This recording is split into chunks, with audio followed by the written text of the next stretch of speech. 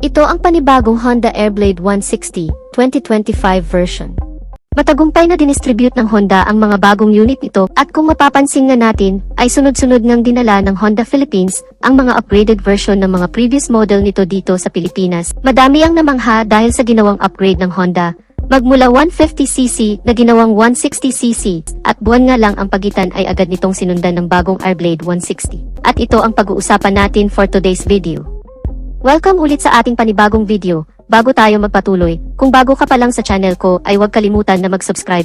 Pakihit na rin ang notification bell icon para lagi kang updated sa ating mga bagong video upload. Isama mo na ring pindutin ang like button bilang suporta sa ating munting channel at huwag din kalimutang i-follow ang ating Facebook page. Ang Honda Airblade ay inilabas sa bansang Vietnam taong 2020 at 3 taon na itong namamayagpag sa kanilang bansa at agad naman itong dinala sa Pilipinas, taon na ang nakalipas mula ngayon. Ngayon alamin natin ang advantages ng features at specifications ng scooter na ito. Umpisahan na agad natin sa pinaka-heart ng motor, ang kanyang engine.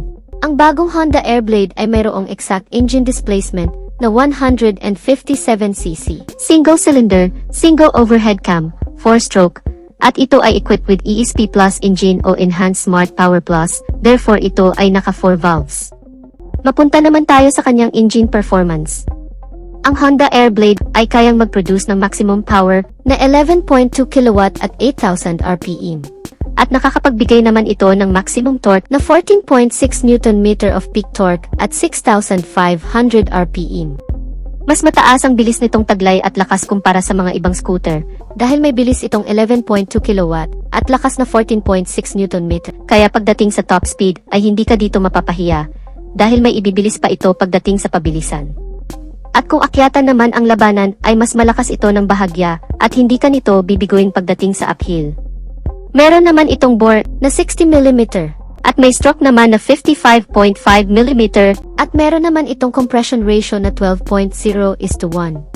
At para sa mga hindi pa nakakaalam ang bore and stroke pag ito ay yung kinumpyut ay dito mo malalaman kung ilang cubic centimeter ang engine displacement mayroon ang isang motor. Isa din sa pinagmamalaki ng scooter na ito ay ang kanyang liquid cooling system, gaya din ng iba pang mga 160cc ng Honda, pareho itong naka-liquid cool. Malaking advantage ito ng Honda Airblade kumpara sa ibang mga scooter, kaya panalong-panalo ka sa Honda Airblade 160 dahil naka-liquid cool na ito at kahit saan ka man magpunta malapit man o malayo, ay makakasigurado ka na always in, proper good condition palagi ang engine ng scooter. Kung mahilig ka naman sa long endurance ay maasahan mo ang Honda Airblade dahil kaya nitong tumagal sa haba ng biyahe, maghapon man o magdamag, kaya wala kang magiging problema pagdating sa overheating issue. Pag-usapan naman natin ang mga smart features na mayroon ang Honda Airblade 125. Una, ito ay equipped with ISS. Para sa mga hindi pa nakakaalam, ang IECs o Idling Stop and Start System ay malaking bagay lalo na sa ma-traffic na lugar, gaya ng Metro Manila na nakakaranas ng matinding traffic dahil kapag nakahinto ang scooter sa stoplight o naipit sa matinding trapiko sa loob lamang ng 3 segundo, ang engine ng motor ay mag-automatic shut off upang makapagpahinga ang makina. At ang pinaka-main purpose nito ay pigilan ang nasasayang na gasolina habang nakahinto ka sa traffic. Dahil kung wala ang ISS, ang motorsiklo ay patuloy pa din sa pagkonsumo ng gasolina kahit nakahinto na at nakabase pa kung ilang minuto nakatigil ang scooter. Kaya mas madami na din itong maibubuga na emisyon na nakakasira sa ating kapaligiran. Kaya mayroon itong ISS para pababain ang fuel consumption at emission sa mga traffic situation. Pangalawa, ito ay equipped with CBS. Ang combination braking system ay mas reliable gamitin kumpara sa standard brake lamang dahil ang kagandahan ng CBS pag pinihit mo ang front or rear brake.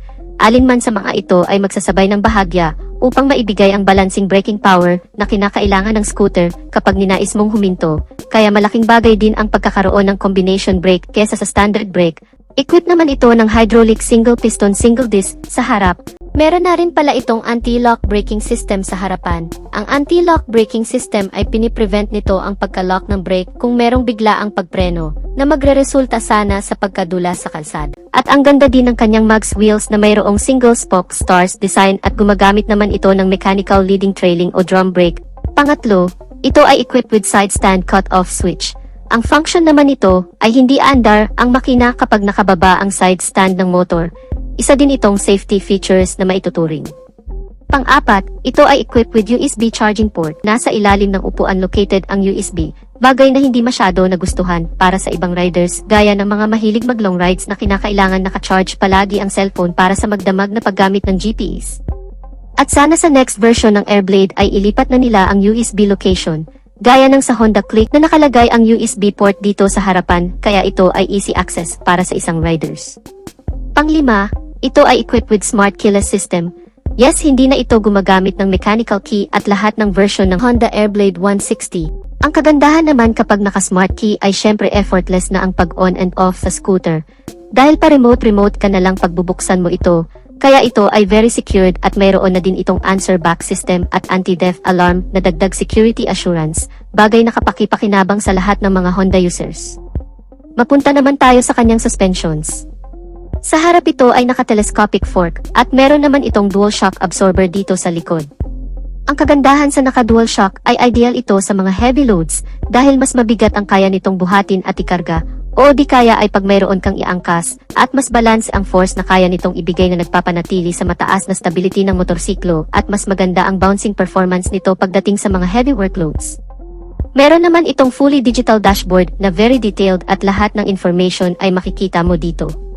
Ang kagandahan din nito ay meron na itong built-in voltmeter para sa battery health monitoring.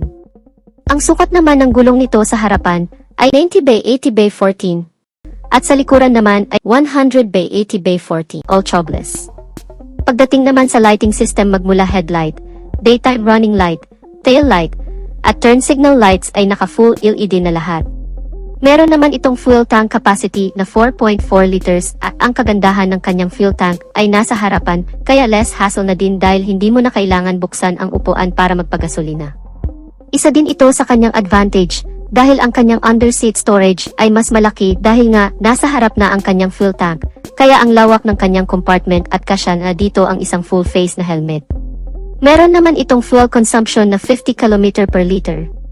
Very user-friendly naman ang kanyang ground clearance na merong 141 mm at meron naman itong seat height na 775 mm kaya swak ito sa height ng mga Asian na may average height lamang. Therefore, kayang-kaya itong imaniobra ng 5'2" ang height pataas at kung usapang top speed naman, ito ay umaabot ng 115 km per hour. May bigat naman itong 113 kilograms.